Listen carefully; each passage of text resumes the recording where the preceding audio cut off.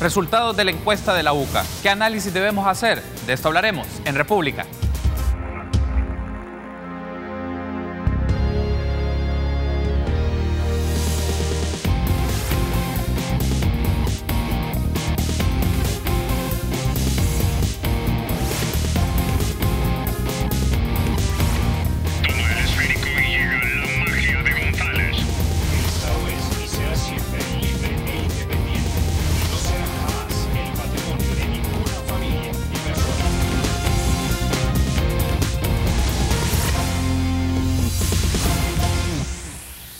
Muy buenos días, qué gusto que nos acompañe en una nueva edición de República. Les saluda Carlos Monterrosa, miércoles 23 de mayo del año 2018. Es un agrado que nos acompañe para realizar análisis de los temas de la realidad de nuestro país. Y en esta ocasión lo haremos de los recientes resultados de la encuesta publicada por el Instituto Universitario de Opinión Pública, UDOP, de la UCA. Para mí es un gusto entonces saludar a Andreu Oliva, rector de la UCA.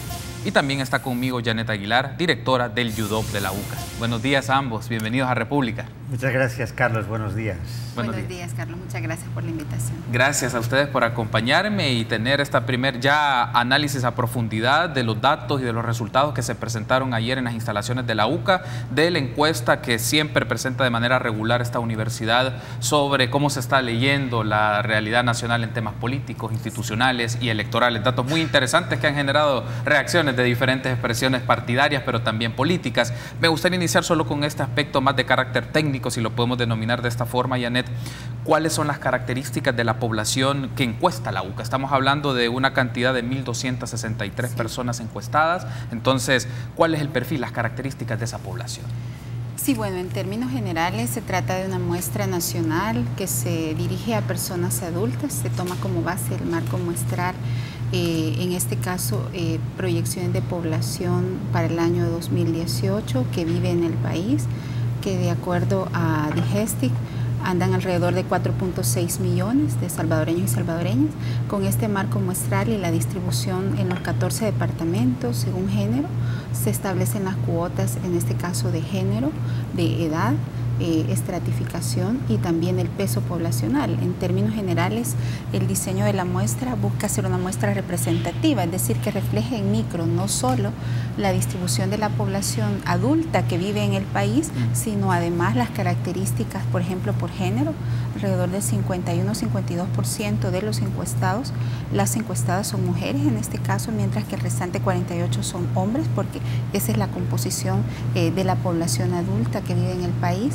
De igual manera, encontramos una distribución proporcional al peso de la población. Por ejemplo, alrededor del 31% de las personas viven en el departamento de San Salvador, mientras que alrededor de un 3% reside en Chalatenango o Morazán, de manera que es representativa. De igual manera, alrededor de un 35% de las encuestas se dirigen a personas que viven en las zonas rurales, mientras que el 65% se aplica a residentes de las áreas urbanas, porque precisamente esa es la composición que de acuerdo a los datos de Digestic tenemos hoy día.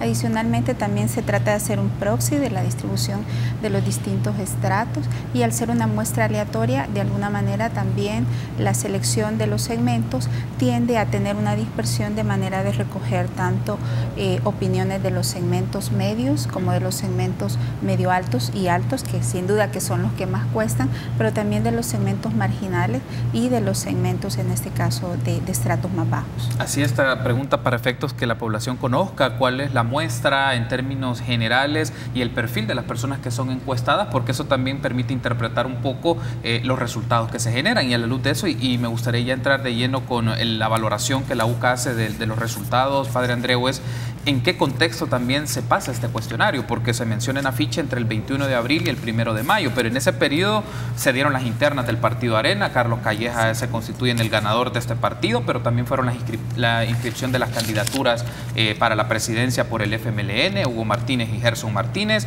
y el cierre de la legislatura. Es como el contexto en el cual se pasa esta encuesta. ¿Qué elementos considera la UCA a la luz de ese contexto de por qué se pasa la encuesta y los elementos a tener en consideración? La encuesta se pasa porque lo que nosotros pretendemos hacer, y lo hacemos tradicionalmente, es una evaluación de la gestión gubernamental, también de la Asamblea Legislativa, de un periodo determinado. En este caso estamos evaluando el cuarto año de gobierno del presidente Salvador Sánchez Serén y el fin de una legislatura de la Asamblea Legislativa que el 1 de mayo inicia con una nueva composición, ¿verdad? Con los diputados que fueron electos en las elecciones del pasado mes de marzo.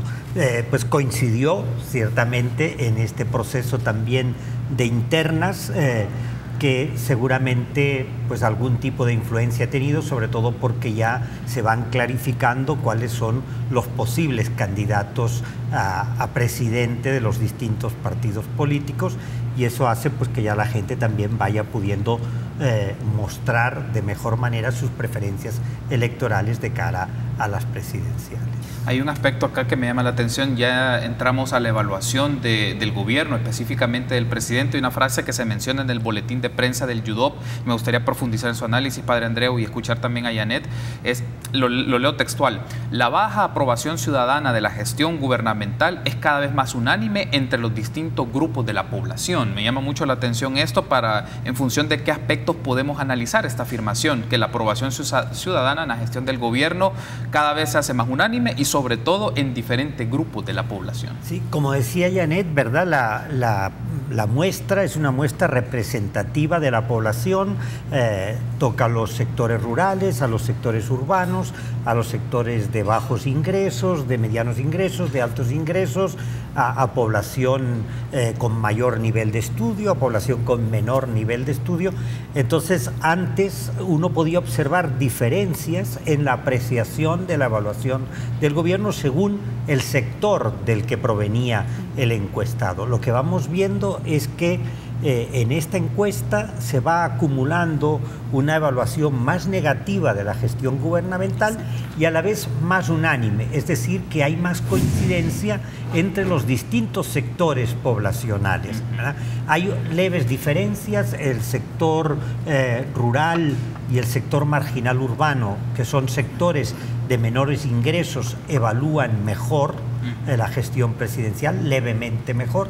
También los que dicen tener como partido de preferencia al FMLN también le dan una mejor evaluación al presidente, pero en el resto hay bastante unanimidad y no hay diferencia entre hombres y mujeres, no hay diferencia entre los estratos medios y los estratos altos, sino que la evaluación es muy semejante independientemente del sector de la población de donde provenga la encuesta. Eso es interesante porque si con la lectura en el tiempo, Janet, que dan las encuestas del YUDOP y se pueden ir observando estos aspectos y como menciona el padre Andreu, unanimidad es que se está haciendo más homogénea una apreciación, una evaluación negativa en los distintos segmentos o estratos de la sociedad, y eso ya nos está dando un indicio interesante. No, efectivamente, creo que ese es un elemento nuevo en el análisis.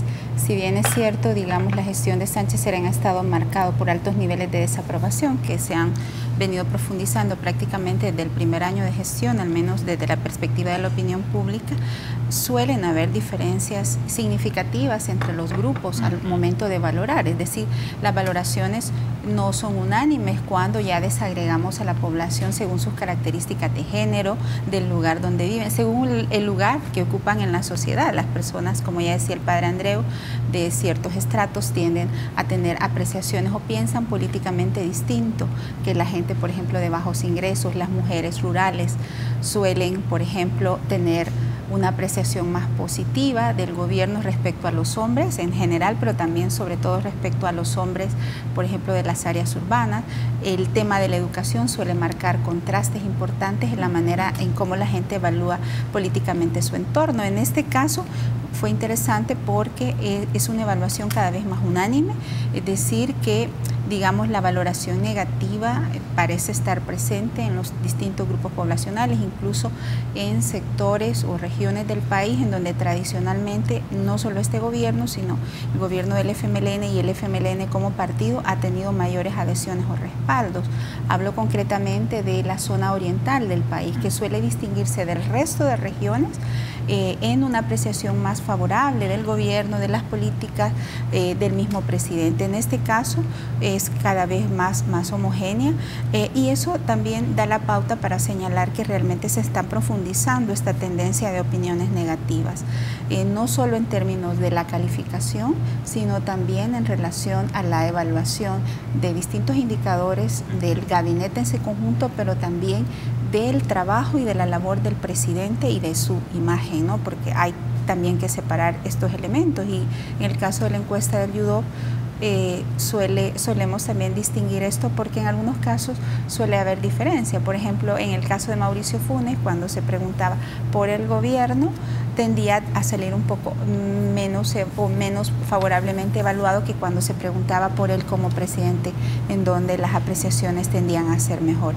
En este caso vemos una tendencia concomitante a una reducción de los juicios positivos, tanto sobre el desempeño del gabinete como sobre la imagen del gobierno. Creo que en términos generales, el otro elemento que ha sido constante a lo largo de las evaluaciones de este gobierno es que el gobierno no logra superar los señalamientos, en este caso de gran parte de la población, de que su gobierno no ha beneficiado ni ha gobernado para la mayoría de la gente. Contrario precisamente al discurso que ha sustentado y con el que llega al poder el FMLN en un discurso de transformaciones sociales, sobre todo a favor de las grandes mayorías. Un aspecto que quiero desarrollar en el siguiente bloque y conocer sus apreciaciones, Padre Andreu y Janet, es que la imagen presidencial está cada vez más debilitada, según el resultado en la tendencia general que ve la encuesta del YouDop desde el 2014. Digamos, no es un asunto solamente de este momento, y buscar un poco las muestras de cuáles son aquellas causas que propician una imagen presidencial debilitada, no solo por la nota del gobierno, también por la imagen del presidente, y también hablar un poco de las acciones de gobierno versus las percepciones, cuáles son los principales logros y fracasos, y también ya un poco la evaluación pensando en el proceso electoral y cuál es el pulso de las figuras o los respaldos que pueden tener a nivel poblacional en las elecciones 2019. Tenemos que irnos a una pausa, pero antes de irnos a la pausa, te contamos que en Decameron tenemos la mención, por favor, antes que en Decameron disfrutamos de la pasión del fútbol y queremos compartirlo contigo. Haz tu precompra entre el 1 y el 31 de mayo y participa en las rifas de 2 paquetes dobles a Cartagena de Indias y San Andrés en Colombia. No te quedes fuera de esta gran fiesta porque en Decameron lo mereces todo. Reserva ya al 2209-3000. Pausa, regresamos.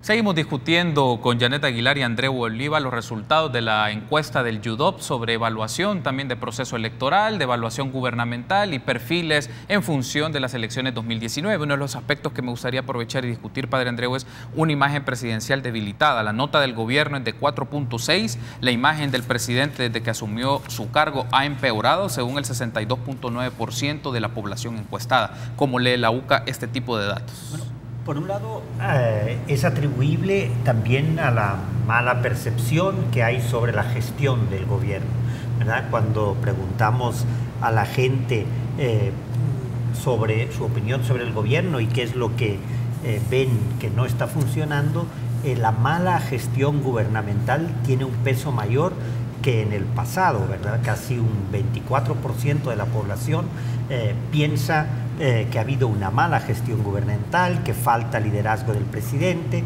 que hay incapacidad de los funcionarios, que hay corrupción y que no se combate esa corrupción en el gobierno, que falta la comunicación con el pueblo, que no se han cumplido las promesas de campaña, que las instituciones públicas no dan el servicio que deberían dar a la población. Entonces hay toda una serie de aspectos que están vinculados a la mala gestión del gobierno y esto afecta evidentemente a la evaluación que da la población. Por otro lado, como ya decía, se señala el poco liderazgo del presidente y unido a ese poco liderazgo del presidente hay una parte muy importante de la población, el 71.3% de la población, que considera que el presidente está siendo manipulado y que está siendo manipulado por el FMLN como partido y siendo manipulado por sus propios funcionarios de gobierno y asesores, ¿no? Entonces, eso muestra de alguna manera que la población no ve algo que después, cuando se hacen otro tipo de preguntas, la población parece exigir, que quieren liderazgos fuertes, liderazgos que tengan no solamente una presencia, sino un carácter decisorio, un carácter más bien autoritario, lo que no se ve en el presidente Salvador Sánchez Serén, ¿verdad?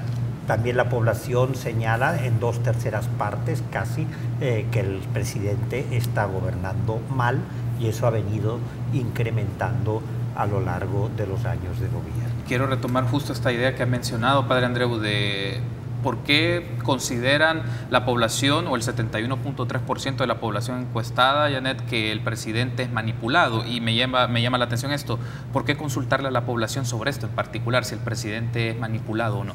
Bueno, esta pregunta se ha hecho a lo largo, digamos, de las distintas evaluaciones de gobierno de la posguerra. Recuerdo fundamentalmente desde Calderón Sol se incluye esta pregunta, de manera que es parte del bloque de indicadores de desempeño y de imagen de los mandatarios que se miden periódicamente en cada gestión.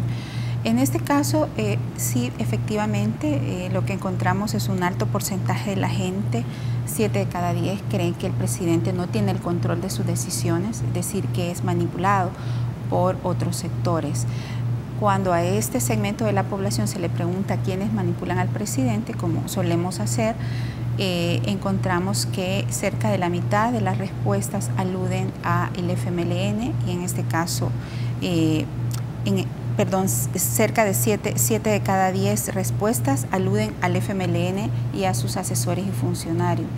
Es decir, se ha construido una imagen de un presidente que no manda, que no tiene liderazgo, ni siquiera en su gobierno, pero que además es influenciado fundamentalmente por el partido.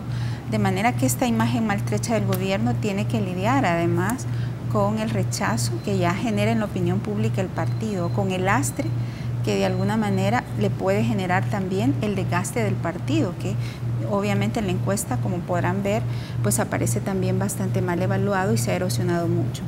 En ese sentido, también hay una contribución, digamos, del desempeño, de la percepción del FMLN como partido, que en este caso se ha deteriorado, ha contribuido también en este momento, en este ciclo, al deterioro de la imagen del presidente.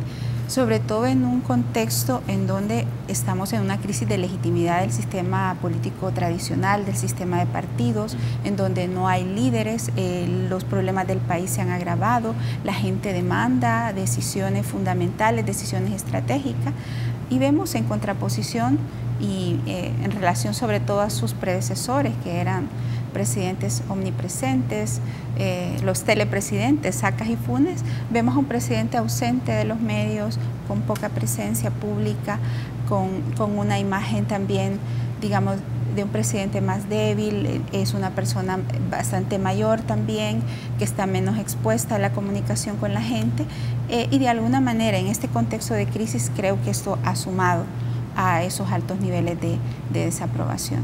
Adicionalmente, de alguna manera, al verse manipulado por el FMLN, se ve afectado también por los lastres que digo están afectando de alguna manera el imaginario que la gente tiene del partido. Se señala, por ejemplo, el aumento de la corrupción en el gobierno, en el Estado.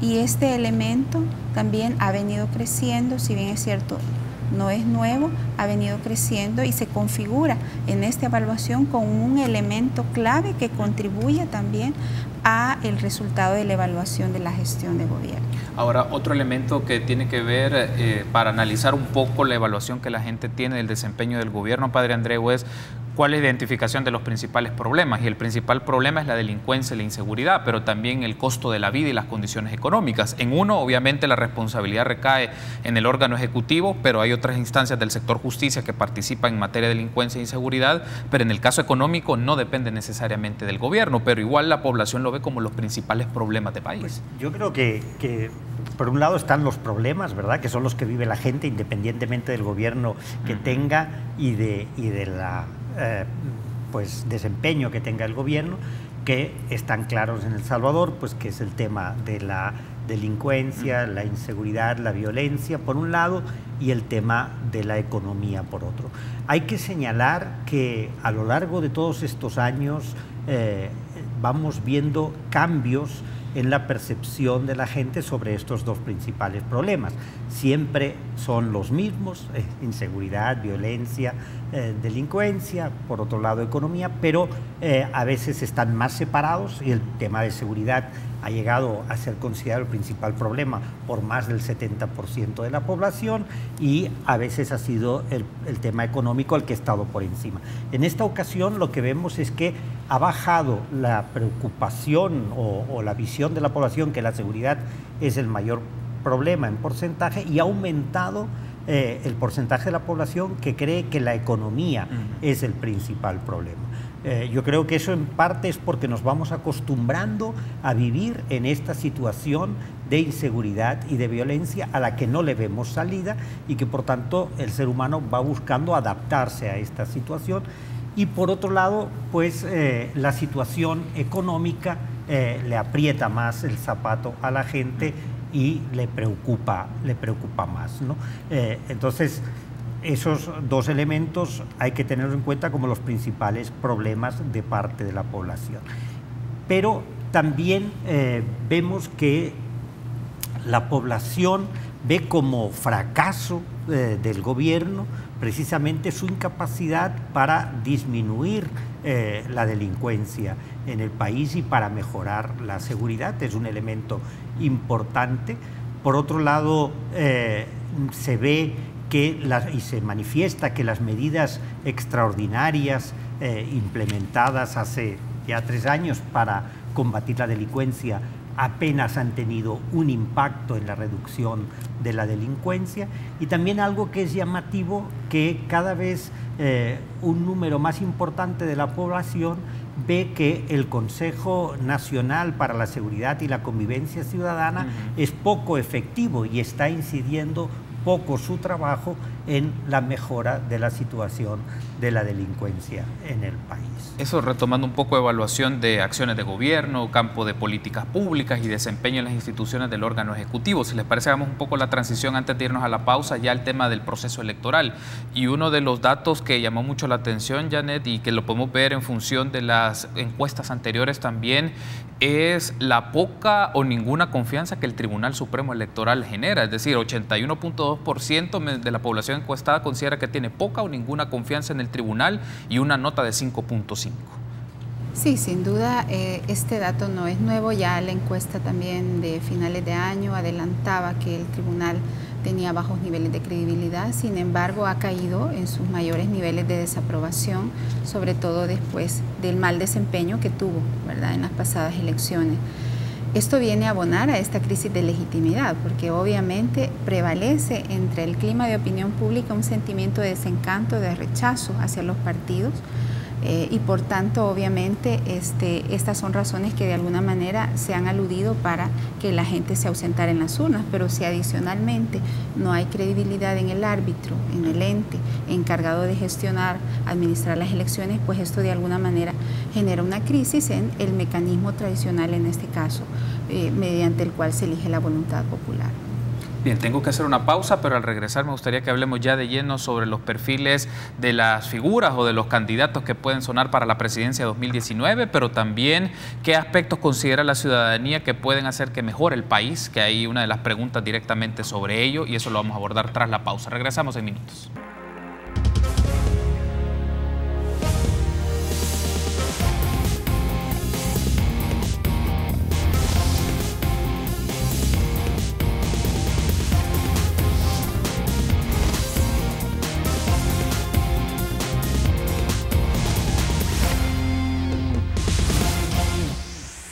Gracias por continuar junto a nosotros en República. En este bloque me gustaría que hablemos ya en función de las proyecciones de los resultados, o más bien de las proyecciones de las elecciones 2019. ¿Cuál es la apreciación que tiene la gente en función de los comicios presidenciales? Estamos hablando en esta oportunidad con Janet Aguilar y Andreu Oliva de la UCA.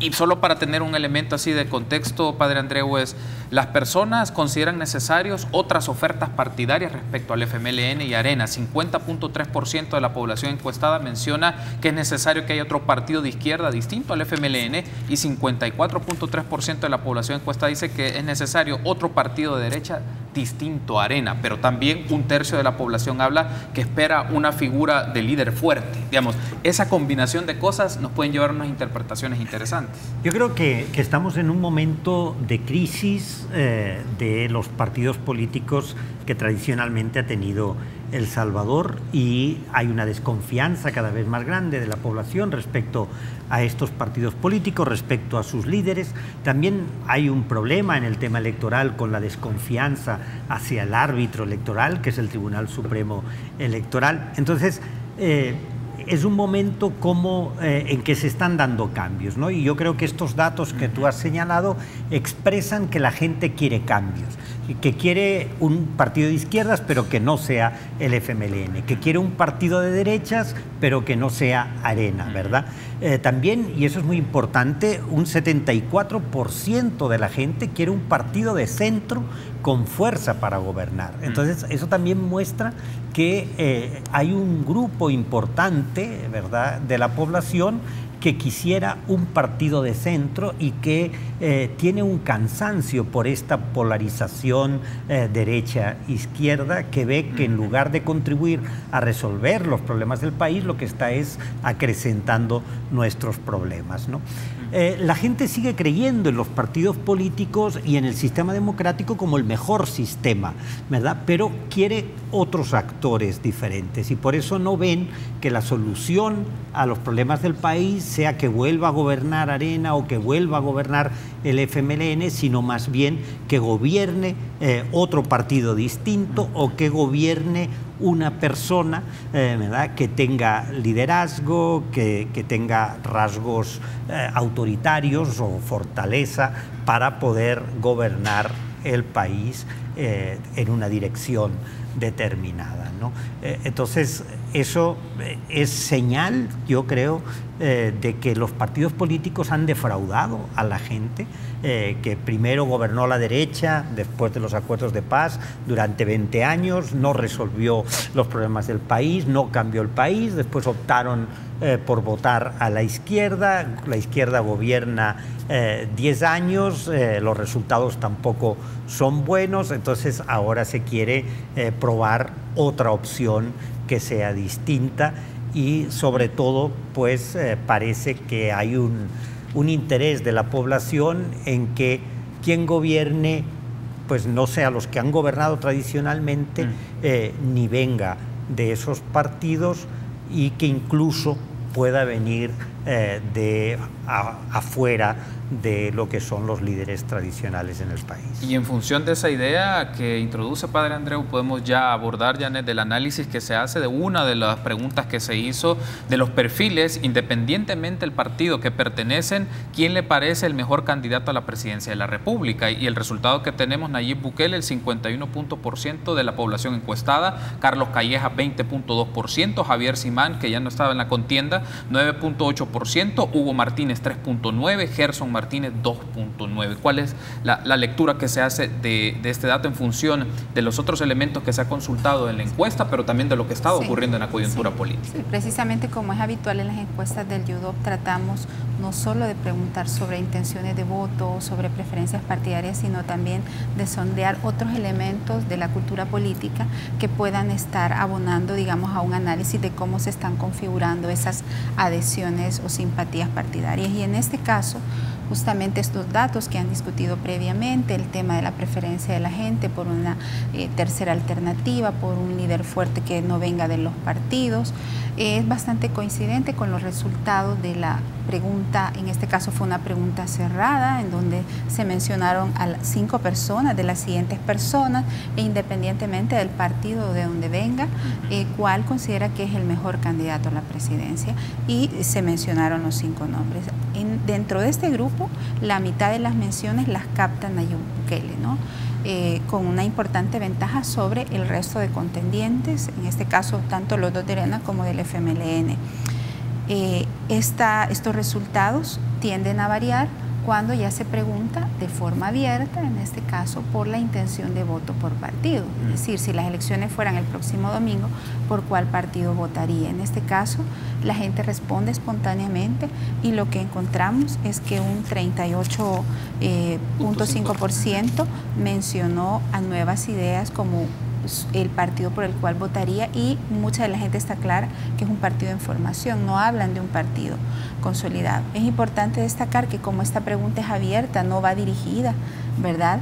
Ya había aparecido en anteriores encuestas las menciones de Nuevas Ideas. Y de alguna manera estábamos viendo cómo las íbamos a manejar, obviamente dentro del abanico de partidos políticos inscritos que solemos medir. En este caso es interesante porque la brecha se reduce entre Bukele y Callejas, ¿verdad? A 8 puntos porcentuales. El 30% de las adhesiones están referidas a Arena. Eso significa que obviamente Arena se superpone sobre Callejas como candidato y viceversa. Sin duda que al ser Nuevas Ideas un partido en formación, no es ampliamente conocido. Entendemos que sí está ya constituido legalmente, pero no está inscrito. Eso hace que de alguna manera todavía la gente no tenga claro un poco cuál va a ser el rol o incluso el mismo nombre, ¿no? Pero ya lo asocian con Bukele, y es precisamente esa asociación con Bukele la que parece, digamos, llevar a un cambio en la reconfiguración, sin duda, de las intenciones de voto, pero en este caso de las preferencias partidarias. Lo interesante para nosotros y para mí particularmente en el análisis ha sido cómo las intenciones de voto, en este caso para Nuevas Ideas, y las preferencias hacia Bukele están nutridas fundamentalmente por los apoyos electorales de distintos sectores, tanto ideológicos como de distintos sectores partidarios, ¿verdad? Hay sin duda una mayoría de gente de izquierda que respalda Nuevas Ideas, pero también un porcentaje alto de gente que se identifica como ideología de centro, y un porcentaje también, aunque menor, de personas que se identifican con ideología de derecha y que han votado Arena, o que identifican Arena también como su partido de preferencia. Eso es interesante, Enet, porque es decir, ya eso con la lectura de la base de datos y la información de los cruces que se pueden hacer, hay perfiles o personas que se identifican a nivel partidario con el FMLN, con Arena, o ideológicamente en estos espectros más a la izquierda, más a la derecha, pero que estarían en disposición de votar, ya sea por Nuevas Ideas como partido en formación, o que le darían una votación a Nayib Bukele como candidato, como persona, sí. Que digamos, eso lo vuelve interesante esa reflexión. Sí, sin duda que en estos 10 años de ciclo político de la alternancia ha habido mayor volatilidad, digamos, de las adhesiones partidarias hacia otros partidos por el mismo desencanto de Arena. Sí. Luego en esta elección se movió mucha gente, la elección de 2014 se movió mucha gente también,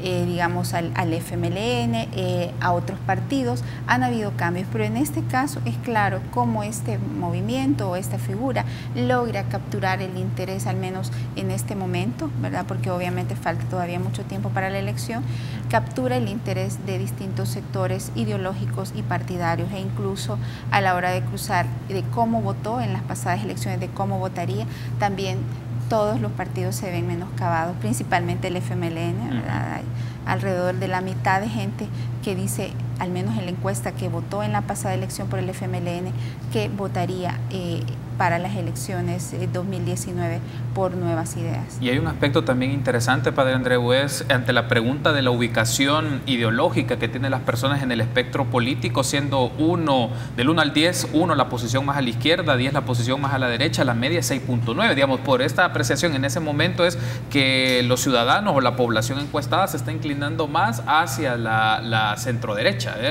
y también es un elemento a tener en consideración con esta configuración política. Ciertamente, pero de esto de alguna manera ha sido tradicional, ¿verdad? La población salvadoreña, excepto en algunos momentos, como por ejemplo cuando ganó por primera vez el FMLN, que hubo se movió más hacia la izquierda, pero en El Salvador la gente está de centro a la derecha, ¿verdad? Centro-derecha es donde está la mayoría, es como parece que es el tipo de ideología más compatible con la idiosincrasia salvadoreña. Y por tanto, por eso yo creo que también hay tanta gente que quisiera un partido de centro con fuerza para gobernar, ¿verdad? Porque el estar posicionado en el centro derecha, pues no encuentran ni en Arena, ni en el FMLN, ¿verdad? O en los partidos pequeños, PCN, GANA, PDC, que podrían estar ocupando más este espacio del centro, pero como no le ven esa fuerza para gobernar, no es una alternativa para la población, ¿no? En este sector. Entonces, de alguna manera es posible que Nayib Bukele esté para la gente, para su imaginario, ocupando este espacio más hacia el centro. Quiero darles las gracias por haberme acompañado. Gracias, Padre Andreu, gracias, Janet, por darnos esta información y el análisis de los resultados de la encuesta, y vamos a llevarle la pista a las mediciones de la opinión pública que la UCA realiza en el transcurso de estos 6-7 meses que están previos a la elección y que van a ser muy intensos a nivel político y electoral. Gracias por haberme acompañado. Muchas gracias a usted, Carlos. Gracias. Muchas gracias, Carlos. Gracias por haberme acompañado. Muy amable, gracias por haber estado conmigo. Permítanos una pausa, continuamos con más entrevistas.